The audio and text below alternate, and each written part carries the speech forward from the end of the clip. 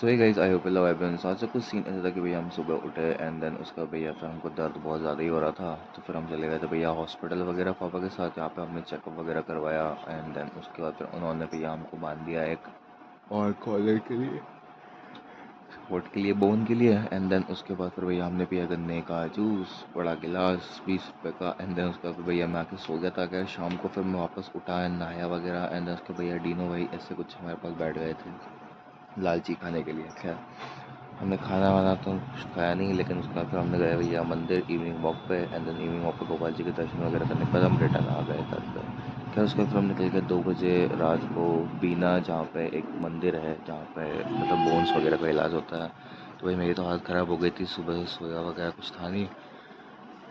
फिर वहाँ पहुँचे एंड देन वहाँ पहुँचने के बाद भैया उन्होंने हमको दवाई वगैरह दी एंड दवाई वगैरह लेने के बाद हम भैया वापस से घर निकल गए। खैर निकलने का भैया उन्होंने पट्टा वगैरह सब हटा दिया था और उन्होंने बोलता कि हाथ सीधा रखना है, तो बस हाथ सीधा रखा हुआ था।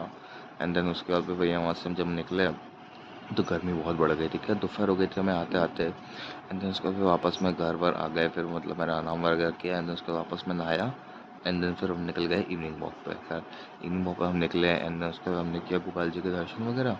देखो दर्द तो हो रहा था, हम कुछ नहीं कर सकते दर्द का। खैर वहाँ से मैं घर आया एंड उसके बाद मैं सो गया था।